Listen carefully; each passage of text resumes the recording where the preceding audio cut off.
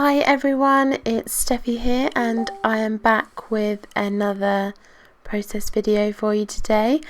This time I am using the latest kit, TSK Sage. My kit seemed to take longer than anyone else's to arrive because I'm not really sure why. It got held up at the post office and I was starting to get a little bit worried that it was lost. But it's here now, which is lovely, and I have made 2 process videos so far, so I'll get those up for you. And I have just sprayed some distress spray on my background, and the colour was tumbled glass. And then I saw Kayla Renee's video where she splattered the distress stain. And I have had some distress stain for years, and I used to use it to colour chipboard. And I had no idea you could get such a really cool splatter effect from it. So I really liked that.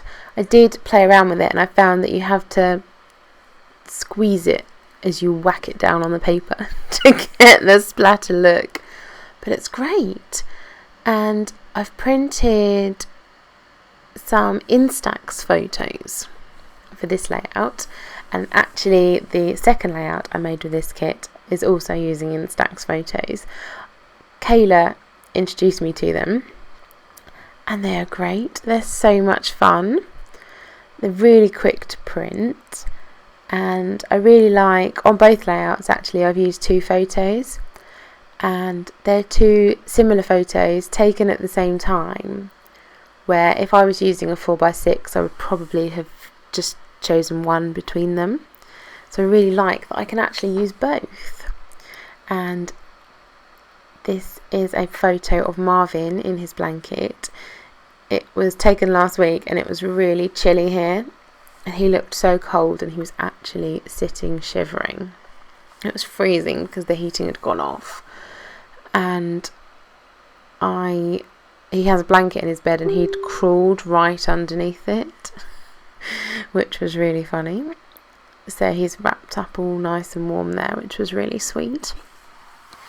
So I'm just layering all sorts of bits and pieces. I play around with that blue piece of paper for far too long, trying to decide where to put it.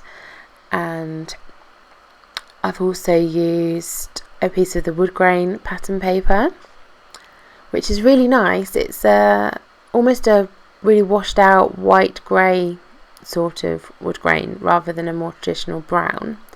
And over it I have placed a small piece of the gold foiled star vellum.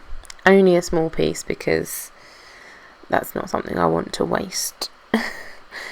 And the black and white on the corner is actually a frame that I cut in half because I'm stingy. I didn't want to use a whole frame.